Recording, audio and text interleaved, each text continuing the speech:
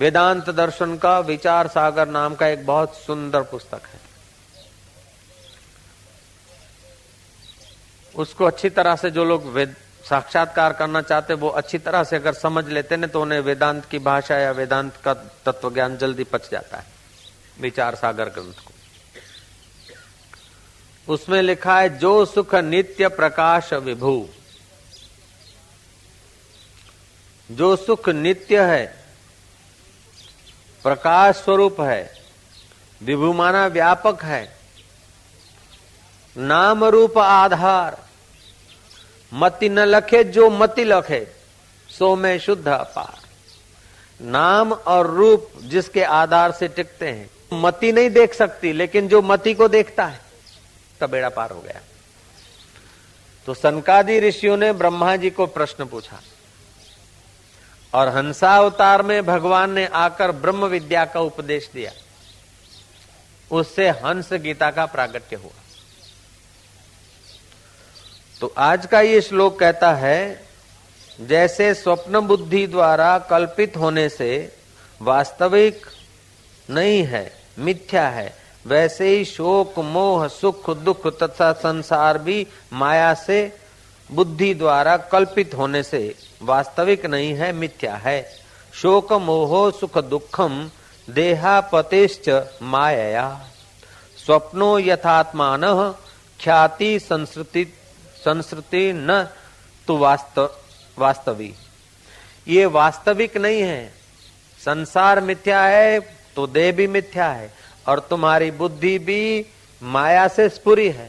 तो बुद्धि में जो शोक आता है, दुख आता है, चिंता आता है, तो चिंता को, दुख को, शोक को अपने में जो लोग लगा देते हैं वे दुखी हो जाते हैं। जय जय। चिंता को, शोक को, परेशानी को जो लोग अपने में मान लेते हैं वे परेशान रहते हैं।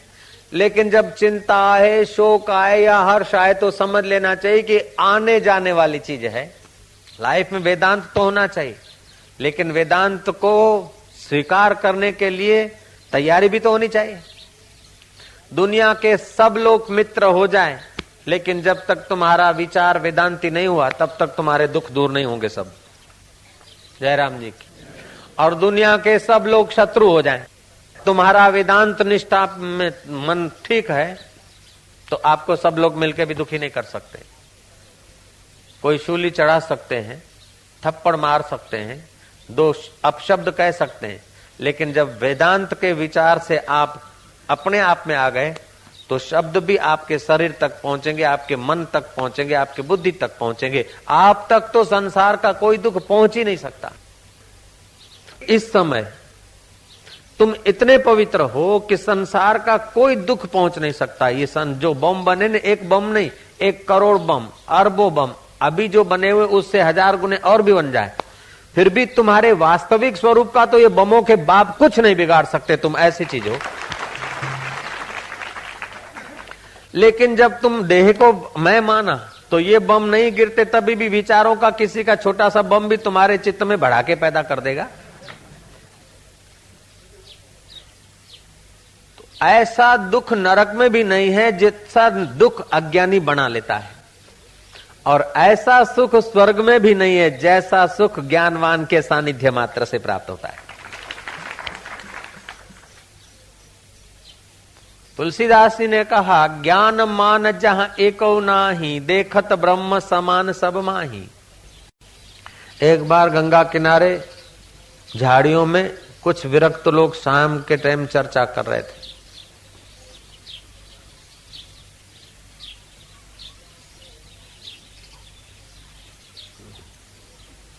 कि अंतरंग साधना किसको कहा जाता है और बहिरंग साधना किसको कहा जाता है।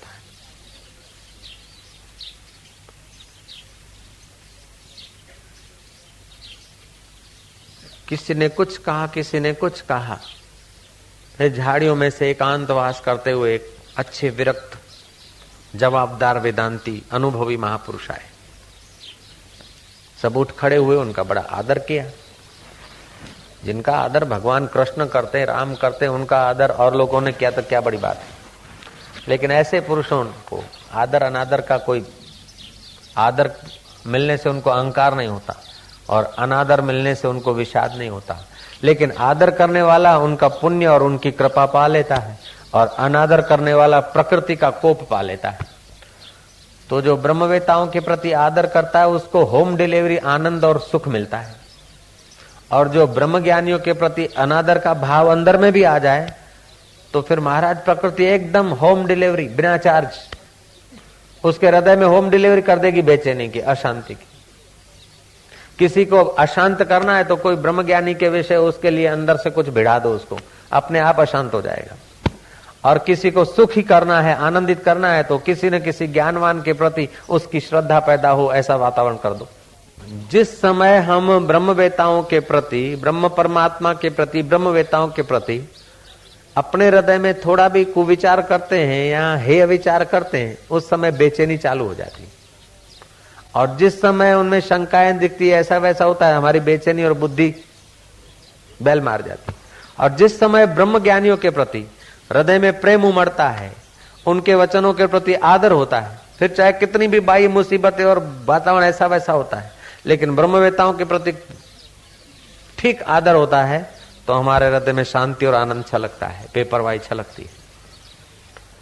वो ब्रह्मवेता संत आए, सबने उठकर आदर किया, हाथ जोड़कर प्रार्थना की कि बाबा जी हम चर्चा कर रहे हैं अंतरंग साधन क्या और बहिरंग साधन क्या, इस युग में जल्दी से जल्दी परमात्मा में विश्रांति कैसे पाए। बाबा ने कहा भाई साधन दो प्रकार के होते, तत्वमसी आदि महावाक्यों का विचार करके, ये आत्मख्याति जो जैन धर्म ने कही, बौद्ध धर्म ने कही, वेदांत ने इसी को दृष्टि सृष्टिवाद कहा। लेकिन जो आत्मज्ञान का तत्वमसी आदि महावाक्यों को, चार वेद के चार उपनिषद है, चार उपनिषद के चार महावाक्य हैं, तो तत्वमसी आदि अहम ब्रह्मास्मि, प्रज्ञानम ब्रह्म, अयम आत्मा ब्रह्म, ये चार वेदों के चार महाउपनिषदों के महावाक्य हैं, चार उपनिषदों के महावाक्य हैं चार। तो उनका विचार करते करते अपने आत्मा तत्व को जान लेना, ये अंतरंग साधन है, बिल्कुल नजीक के साधन है। परिग्रह न करना, झूठ न बोलना, अति आहार न करना, अति निद्रा न करना, अति बोलना नहीं, अति घूमना नहीं, और समय बचाकर अपना जप तपो होम हवन सूद सेवा पूजा करते करते अंतर्मुख होना, ये बाह्य साधन है। वो बाह्य साधन भी नहीं कर सके तो उससे ज्यादा बाह्य साधन है। गए तीर्थ में, देवालयों में, इधर गए उधर गए, निष्कामता रखी, वो भी देर सबेर आत्मा में ले आए। सकामता संसार को देने वाली है, और निष्काम भाव से किए हुए कर्म आदमी को अंदर ले जाते हैं। बाहर से लगता है कि सकामी को फायदा हुआ, खाने वाले को, लेने वाले को, और देने वाले को तो घाटा पड़ा, लेकिन भीतर से देने वाले को जगत नियता ऐसा देता है कि अपने आप को ही दे डालता है। कबीरा आप ठगाइयो और न ठगियो कोई, आप ठगे सुख उपजे और ठगे दुख होई। निष्काम कर्म वाला दूसरों को नहीं ठगेगा, अपना ही बल, अपनी बुद्धि, अपना अकल, अपना धन, अपनी वस्तु दूसरे के काम आ जाए। उसका मतलब नहीं कि अपना रुपया पैसा दूसरा जाके फिल्म देखे, अपने को बुद्धू बना के दूसरा उसका उपयोग कर दे, नहीं। ईश्वर के रास्ते जाने वालों के काम में अपना बुद्धि, अपना अकल, अपनी वस्तुएं आ जाए, ऐसा निष्काम कर्म करने वाले लोग सोचते हैं। तो निष्काम कर्म से बुद्धि शुद्ध होती है, और शुद्ध बुद्धि परब्रह्म परमात्मा में ठहरती है। गीता के दूसरे अध्याय में, 14वें अध्याय में ज्ञानी के लक्षण बताए। स्थिति प्रज्ञ से का भाषा समाधिस्तस्य केशवः, वो स्थिति प्रज्ञ जिनकी प्रज्ञा से राग द्वेष मोह निकल गया है।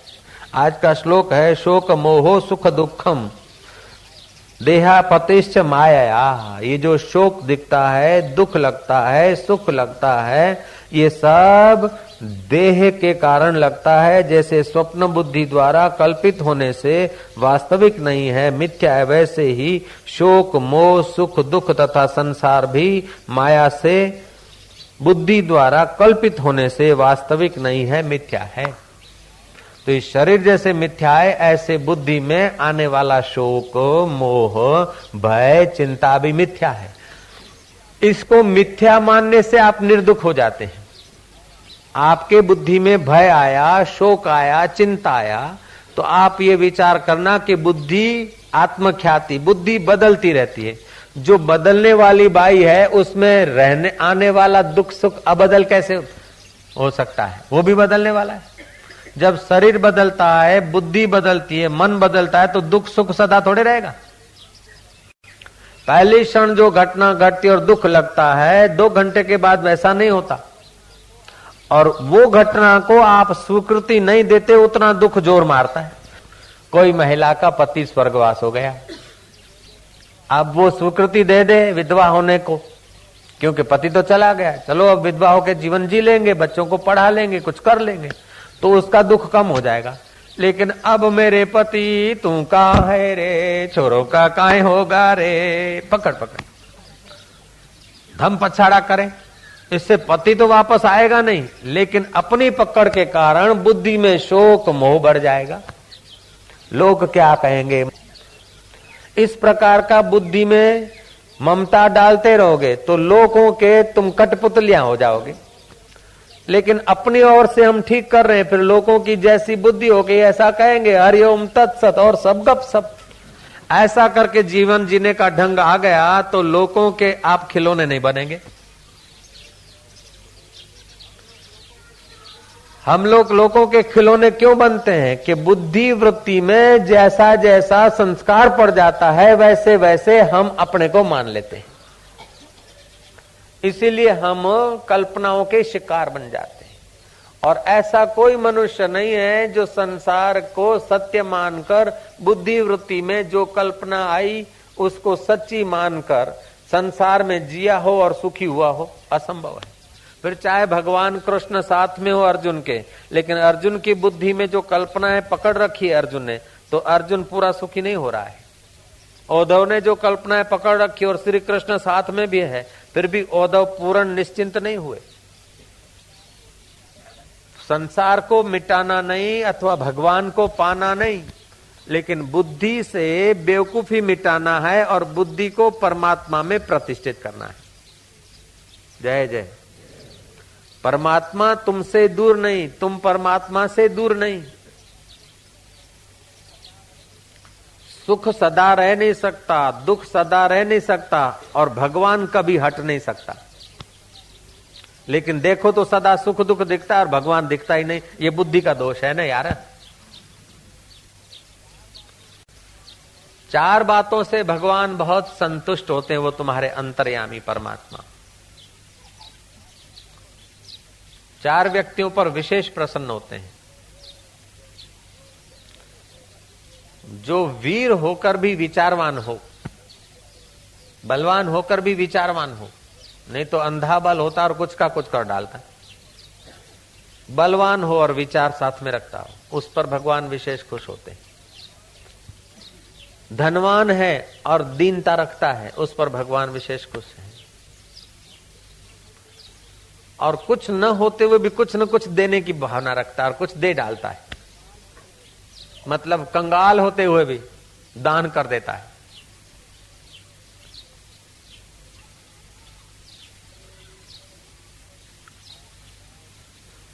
और महाराज त्यागी होते हुए भी त्यागी होने का अभिमान नहीं करता है, उस पर भगवान विशेष प्रसन्न होते हैं। क्योंकि त्याग भी बुद्धिवृत्ति का काम है, दान भी बुद्धिवृत्ति का काम है, वीरता भी बुद्धिवृत्ति का काम है। तो ये सब होते हुए भी जो इनको बुद्धिवृत्ति का खेल समझता है, वो अपने में आरोपित नहीं करता कर्मों को, वो आत्मज्ञान को जल्दी पा लेता है। आज की कथा अगर आप बार बार विचारें तो हजारों हजारों कथाओं का फल इसी कथा से मिल जाएगा। वेदांत विचार की कथा ऐसी है कि महाराज ठाक उतार दे जन्म जन्म का।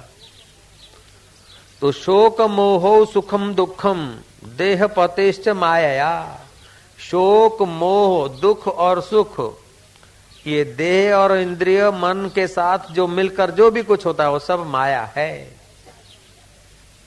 ऐसा समझकर माया को माया समझा।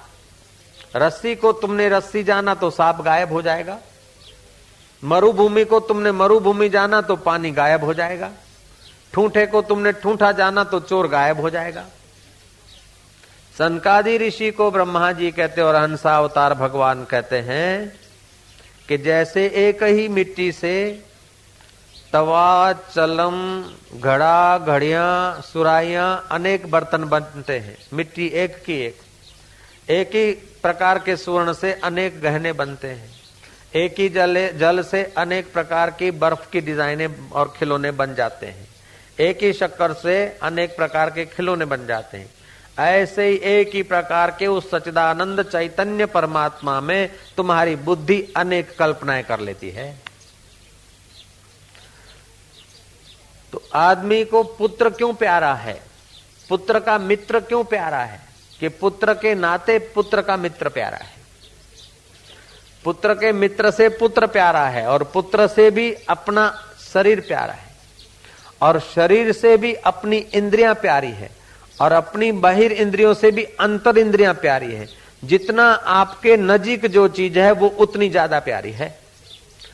पुत्र के मित्र से पुत्र नजीक है, और पुत्र से तुम्हारा देह नजीक है, और देह से तुम्हारी इंद्रियां नजीक है, और इंद्रियों से तुम्हारी अंतर इंद्रियां नजीक है। और इसलिए तो तुम्हारे सिर पर कोई चोट करता है तो तुम तुरंत हाथ की बलि दे देते हो, लेकिन सिर को बचा देते हो, क्योंकि मनोवृत्ति, बुद्धि वृत्ति यही रहती है। कि तो इनसे भी प्राण प्यारे हैं, लेकिन उस प्यारे के मुलाकात में अगर प्राण भी साथ नहीं देते और आदमी बेचैन होता है, अशांत होता है, तो प्राणों को भी त्याग देता, आपघात कर लेता, लेकिन प्यार का आपघात नहीं करता, सुख का आपघात नहीं करता है। देह का आपघात कर लेता है, लेकिन अपने सुख स्वरूप का वो घात नहीं कर सकता। क्यों? अपना आत्मा सबको प्यारा है, अपना आपा प्यारा है। लेकिन बेवकूफी के कारण लोग आपघात कर लेते हैं। आपघात करने से सुखी होना चाहते हैं, आपघात करने से सुख नहीं होता हो तो प्रेत होकर भटकते हैं। अहम घात करना चाहिए, अहम में ही पकड़े हैं। तो जिसमें तुम्हारी आसक्ति होती है वो तुम्हारे से हटा दिया जाए, और जो तुम्हें नहीं चाहिए वो मिले, तो समझ लेना कि भगवान की और गुरु की कृपा हो रही। उड़िया बाबा के पास शिष्य साधना करते थे, एक शिष्य का ध्यान लग जाता था, आंख मूंद के बैठे रहते, लात मार के जगा दिया, बेवकूफ कहीं का, आंख बंद करके बैठा, तेरा भगवान भाग जाता है खोलने से, आंख खोलने से, चल उठ, कई काम कर, आश्रम में सेवा कर, हल चला। और दूसरा हल चला रहा था, उसको डांटा कि जब हल ही चलाना था तो घर में क्या बुरा था, अपनी खेती छोड़ के इधर आके आश्रम के इर्द गिर्द आके परपंच बढ़ा दिया, चल छोड़ हल बल, जाके बैठ ध्यान कर। अब वो ध्यान वाला ध्यान करता तो मन लगता नहीं, और हड़ वाला हड़ चलाता तो मन लगता नहीं। किसी संतों ने कहा कि बाप जी उसका तो ध्यान का विषय था, उसका हड़ का विषय था, दोनों ठीक जगह पे थे, आपने गड़बड़ी क्यों करे? बोले जिस विषय में जिसको मजा आता है तो समझो आत्मा के मजा से वंचित रह जाएगा, इसलिए मैं उनको वहां से हटाता हूं। मुझे हल चलवाना नहीं, ध्यान करवाना नहीं, मुझे तो उन्हें जगाना है। इसीलिए तीर्थ यात्रा पे जाते ना लोग, तो जो प्रिय पदार्थ है उसको त्यागने का संकल्प किया जाता है। तमने जे बहु वालू होय ने એ તમે છોડો, કે મને તો બહુ વાલો તો કે લાડુ છે, કે બસ લાડુ ખાવાની બાધા લઈ લો, મને બહુ વાલું સફરચંદ કે સફરચંદ ખાવાની, મને બહુ વાલું ફલાણું છે, બીડીઓ છે, કે छोड़ो। जिसमें ज्यादा रुचि है उस चीज का त्याग बताया जाता है तीर्थों में। तो जो रुचि है वो बुद्धि को बाहर ले आती, इसीलिए बुद्धि की बहिर्मुखता को तोड़ने के लिए ये तीर्थ यात्रा पे अथवा गुरु के द्वार पर अथवा अपने साधना की जगह पर नियम किए जाते। भजन्ते माम दृढ़ व्रताः, जिसके जीवन में कोई दृढ़ व्रत नहीं है उसको मन धोखा दे देगा। इसीलिए कोई न कोई व्रत डाल दो कि बस ये मेरा नियम है। जिसके जीवन में कोई पकड़ नहीं है वो तो या तो आत्मज्ञानी है या तो बेवकूफ है। जयराम जी की अति बुद्ध पुरुष को पकड़ नहीं होती और अति बुद्धू को भी पकड़ नहीं होती, लेकिन साधक को तो कोई न कोई पकड़ रखनी पड़ती, कोई न कोई नियम रखना पड़ता है।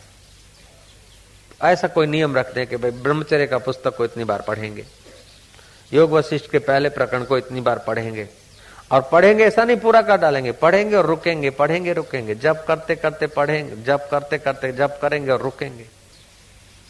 तो इस प्रकार के नियम से साधक के चित्त में साधना का प्रभाव, साधना का आनंद, बुद्धि की योग्यता बढ़ती। बुद्धि जब विषयों के तरफ भागती है, बहिर्मुख होती है, तो आदमी पराधीन होता है, जीव हो जाता है। और बुद्धि अगर अंतर्मुख होती है तो वही चैतन्य ईश्वर हो जाता है। हकीकत में बंधन भी कल्पित है और मुक्ति भी कल्पित है। जब बुद्धि में ही बंधन है, बुद्धि में ही मुक्ति है। बुद्धि जब विषय आसक्त होती है तो बंधन में जाती है, और निर्विषय होती है तो मुक्ति का एहसास करती है। हकीकत में जीव का वास्तविक स्वरूप कभी बंधन में आया नहीं, लेकिन जानता नहीं तो अभागा रह जाता है। और जान लिया तो महाराज, जो श्री कृष्ण का आत्मा वो तुम्हारा आत्मा, जो राम का आत्मा वो तुम्हारा आत्मा, जो बुद्ध का आत्मा वो तुम्हारा आत्मा। तुम इतने महान हो कि तुम्हारा वर्णन करने के लिए सरस्वती जी बैठे तो थक जाएंगी, ऐसा तुम्हारा आत्मा है। लेकिन आज 2 रोटी के लिए तुम कितने परेशान, जरा सा किसी का 2 अपशब्द परेशान कर देते, जरा सा चिंता का थोड़ा सा प्रसंग आता है तो बेचैन हो जाते हैं, जरा सा इंसल्ट भी शरीर को, मन को बेचैन कर देती है। क्योंकि हम इस शोक मोहो सुख दुखम देह पातिश्च माया, इस श्लोक को हम नहीं समझ पाते हैं। तो श्री कृष्ण भागवत के 11वें स्कंद के 11वें अध्याय के दूसरे श्लोक में कहते हैं, शोक मोहो सुखम दुखम देहापतिश्च माया स्वप्नो यथात्मान ख्याति ही संस्कृति नहम। जैसे स्वप्न बुद्धि द्वारा कल्पित होने से वास्तविक नहीं है, मिथ्या है, वैसे ही शोक मोह सुख दुख तथा संसार भी माया से बुद्धि द्वारा कल्पित होने से वास्तविक नहीं है, मिथ्या है। बुद्धि के द्वारा ये संसार कल्पित है, वास्तविक नहीं है। कल्पित चीज मिथ्या होती है और कल्पित चीज बदलती है। वास्तविक ज्ञान, जागृत का ज्ञान सच्चा नहीं। अगर सच्चा होता तो हर आदमी को अधिक ज्ञान पाने की इच्छा नहीं होती।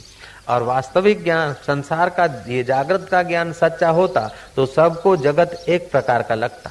वास्तविक में देखा जाए तो जागृत का ज्ञान सत्य नहीं, स्वप्ने का ज्ञान सत्य नहीं, सुषुप्ति अवस्था सत्य नहीं, लेकिन ये तीनों अवस्था व्यतिरेक हो जाती है। तीनों अवस्थाओं में जो मौजूद है वो सत्य स्वरूप परमात्मा ही वास्तविक में सत्य है और उसका कभी कुछ बिगड़ता नहीं। एक सम्राट की सवारी जा रही थी। लड़के ने माँ को कहा कि माँ मुझे उस राजा से बात करनी है। देखो कितना उसकी जय घोष हो रही है, कितने ऊंचे आसन पर विराजमान है, हाँ उसके हीरे जवाहरात रत्नों से मड़ित मुकुट कितना शोभायमान है, राजा का कितना सुंदर सुहावना प्रभाव हो रहा है। माँ मुझे उनसे बात करनी। माँ ने कहा बेटा अपन लोग गरीब हैं, तुझे पता नहीं तो विधवा बाई का पुत्र है। इस सम्राट से बात करने के लिए तो काफी धन चाहिए, काफी पहचान चाहिए, तब एक घड़ी बात हो सकती। बेटे को समझा के घर ले गए, लेकिन बेटे ने हठ ली कि मुझे इस सम्राट से बात करनी। माँ बुद्धिमान थी, सत्संगी थी। माँ ने कहा सम्राट से बात करनी है तो सम्राट का मकान बन रहा है, घर, वहां जाकर काम कर और बड़े उत्साह से प्रसन्न चित्त होकर काम कर। और काम करने के बाद शाम को जब मजदूरी मिले तो बोलना मुझे मजदूरी नहीं चाहिए, मैं तो ऐसे ही प्रेम से करता हूँ, सम्राट मेरा सम्राट है उसी लिए करता हूँ।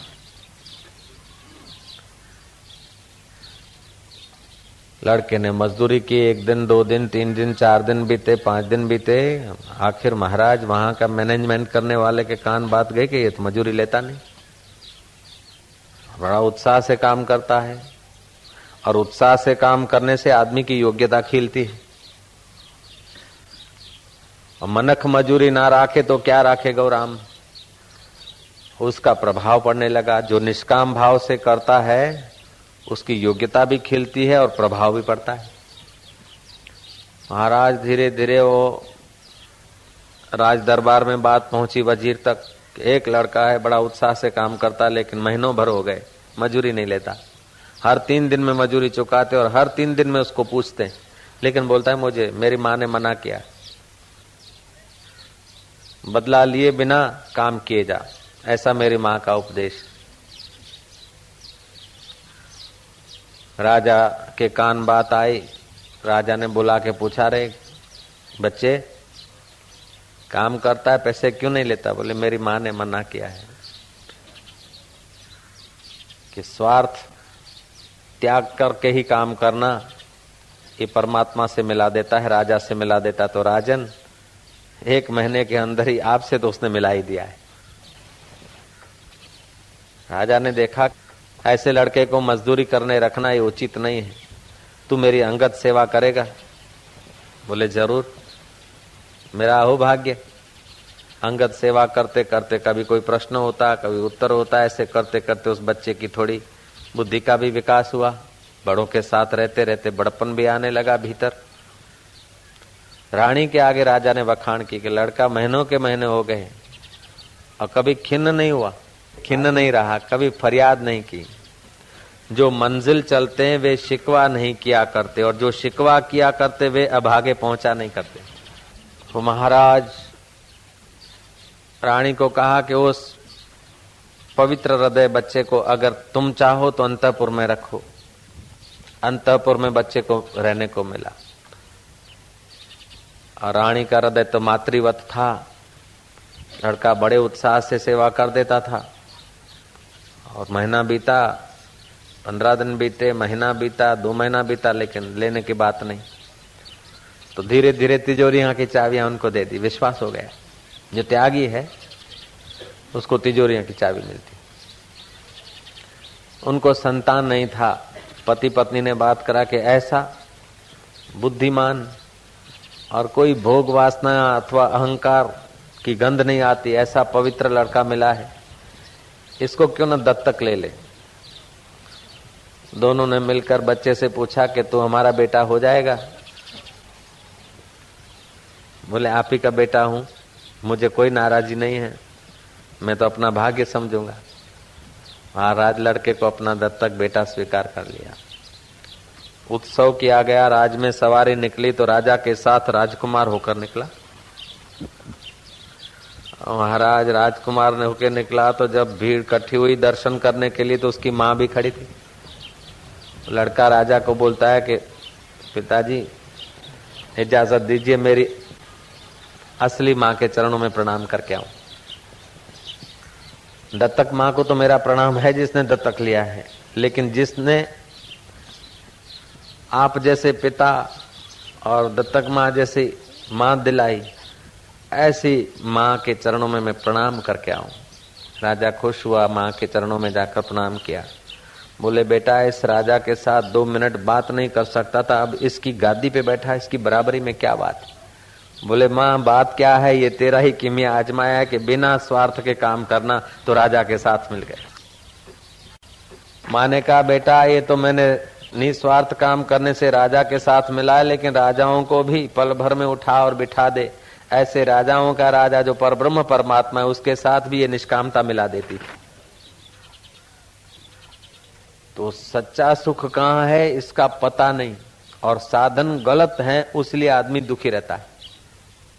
नहीं तो जो आदमी जहां है वहां अगर उत्साह से अपना कर्तव्य कर्म करे और बदला तुच्छ बदला न चाहे, आजीविका जो मिलती है ठीक है, यश बड़ाई वाहवाही न चाहे और सेवा करता जाए, तो उसका अंतःकरण शुद्ध होकर उन राजाओं के साथ बैठना तो कोई बड़ी बात नहीं है, लेकिन उन राजाओं पर मीठी निगाह डाल दो तो राजाओं भी निहाल हो जाए, ऐसे परमात्मा के साथ बैठने का अधिकार मानव मात्र का है।